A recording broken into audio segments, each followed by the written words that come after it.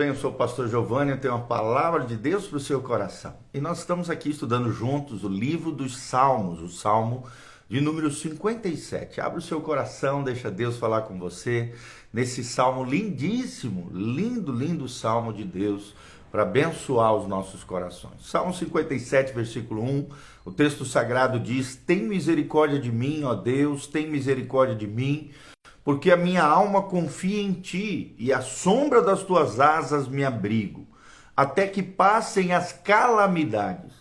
Clamarei ao Deus Altíssimo, ao Deus que por mim tudo executa. Ele enviará desde os céus e me salvará do desprezo, daquele que procura devorar-me. Deus enviará a sua misericórdia e a sua verdade. Versículo 4, a minha alma está entre leões, e eu estou entre aqueles que estão abrasados, filhos dos homens, cujos dentes são lanças e flechas, e a sua língua espada afiada. Se exaltado, ó Deus, sobre os céus, seja a tua glória sobre toda a terra. Armaram uma rede aos meus passos, a minha alma está abatida. Cavaram-me uma cova diante de mim, porém eles mesmos caíram no meio dela. Preparado está o meu coração, ó Deus, preparado está o meu coração, e cantarei e darei louvores a ti. Desperta, glória minha, despertai, saltério e harpa, eu mesmo despertarei ao romper da alva. Louvar-te-ei, Senhor, entre os povos, eu te cantarei entre as nações, pois a tua misericórdia é grande até os céus e a tua verdade até as nuvens. Se exaltado, ó Deus, sobre os céus, e seja a tua glória sobre toda a terra. Qual é o tema desse lindo salmo, Salmo 57, do versículo 1 ao versículo 11? Como cantar na tempestade. Se a gente fosse escolher um tema para ele, seria sem dúvida esse: como cantar em meio à tempestade. E a pergunta que surge é: você tem cantado em meio à tempestade? Como é que você reage? Como é que você fala? O que sai da tua boca? O que se extrai do teu coração quando você está passando por alguma tempestade, luta, problema, tribulação, dificuldade? Esse salmo é uma continuação do Salmo 56. Trata-se de um salmo de lamento, uma espécie de oração a Deus, pedindo que Deus ouça aqui o salmista e castigue os ímpios, e de alguma maneira aplique o seu juízo em favor de Davi. Davi aqui está fugindo de Gate, a terra dos filisteus, se escondendo na caverna chamada caverna de Adulão, a famosa caverna de Adulão, e Saul e seus asseclas, os seus liderados, perseguindo Davi como feras sedentas de sangue, a fim de tragar a sua vida e dos seus. A tempestade aqui rugindo lá fora, enquanto a alma de Davi se abatia por dentro dele.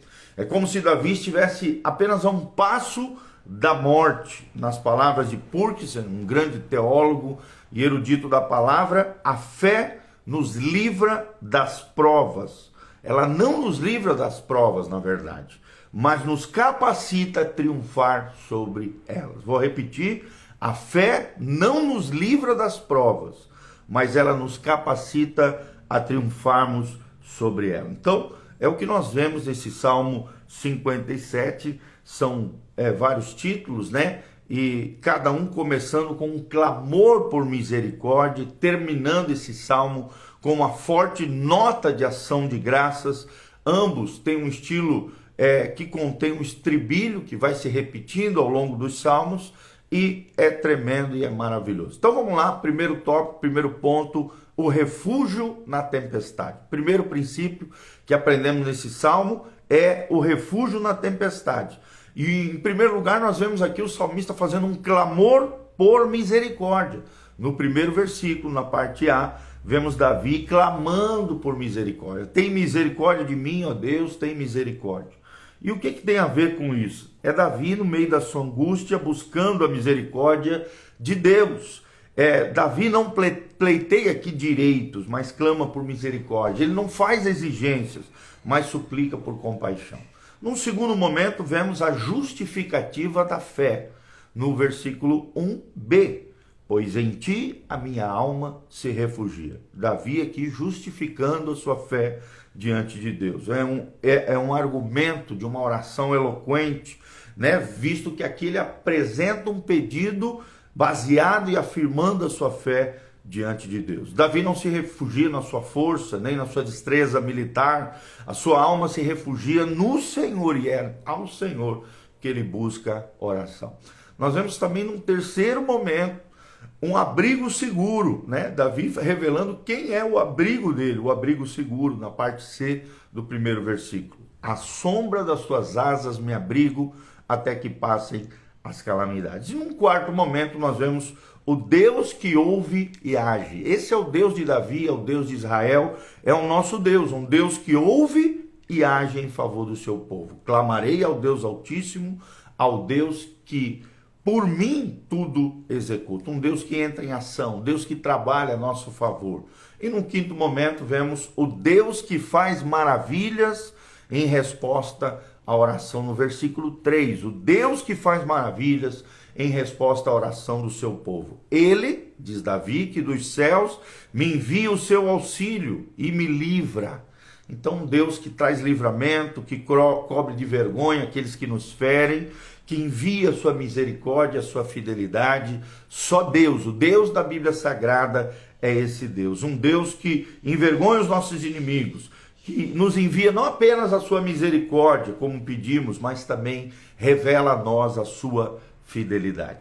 Segundo princípio que aprendemos é o cerco do inimigo. O inimigo nos cercando, o inimigo se levantando contra nós, do versículo 4 ao versículo 6. Num primeiro momento ele fala que os inimigos são homens fera. Homens fera. No fera não no sentido positivo, mas no sentido negativo. Ele diz, acha-se a minha alma entre leões, ávidos de devorar os filhos do homem. Num segundo momento, no segundo lugar, aqui nós vemos armas perigosas. Os inimigos armando perigosamente contra Davi. Lanças e flechas são os seus dentes, espada afiada e a sua língua, uma língua terrível, endemoniada, né? Então, o propósito do inimigo é isso, tentar nos destruir, acabar com a nossa reputação, a reputação dos homens bons, as suas armas, né, os seus desafetos são contra nós, são homens cruéis, peçonhentos, terríveis. Num terceiro momento, ainda nesse ponto, o louvor no campo de guerra. Vemos Davi louvando a Deus, exaltando a Deus, mesmo travando batalhas, mesmo no campo de guerra, no versículo 5. E no quarto momento, vemos as armadilhas dos inimigos, no versículo 6, as armadilhas do inimigo. Os inimigos de Davi colocaram armadilhas para apanhá-lo, assim como um caçador coloca suas artimanhas a fim de caçar a ave. Era assim que Davi se sentia, né? Em terrenos minados, os seus inimigos usando truques para, de alguma maneira, apanhá-lo. E em quinto lugar, a derrota dos inimigos no versículo 6, os inimigos caindo na própria armadilha que eles fizeram contra Davi, tá bom? Em outro momento, vemos o louvor ultra circunstancial. O louvor ultra circunstancial é o terceiro ponto que nós queremos trazer aqui para você. E quando falamos disso, de um louvor acima das circunstâncias, estamos falando de um coração firme daquele que adora. Davi tinha um coração firme diante de Deus. É o que diz o texto sagrado. Num segundo momento, vemos lábios abertos para louvar e adorar o Senhor. Num terceiro momento, vemos uma alma desperta, preparada, pronta para adorar ao Senhor em todo tempo e em todo momento. Num quarto momento, aqui nesse terceiro ponto, vemos instrumentos preparados. Davi era um instrumentista por excelência, louvava, adorava, tocava diante de Deus. E num quinto momento, vemos um louvor universal, quando ele diz, render-te-ei graças entre os povos, cantar-te-ei louvores entre as nações. Ele estava disposto a anunciar, adorar, louvar em todos os lugares, em todo o tempo, diante de todas as pessoas. E em sexto lugar, vemos uma motivação certa no coração de Davi, pois a tua misericórdia se eleva até os céus e a tua fidelidade até as nuvens. Então vemos aqui Davi com a motivação certa, exaltando o caráter e a grandeza e a fidelidade de Deus. E em último lugar, o último versículo, versículo 11, nós vemos uma exaltação a Deus. Davi conclui esse belo poema, esse lindo salmo, mencionando, né, que em primeiro lugar essa adoração, essa exaltação transcende todos os limites. Num segundo lugar, vemos que essa exaltação, esse louvor deve ser vista em toda a terra.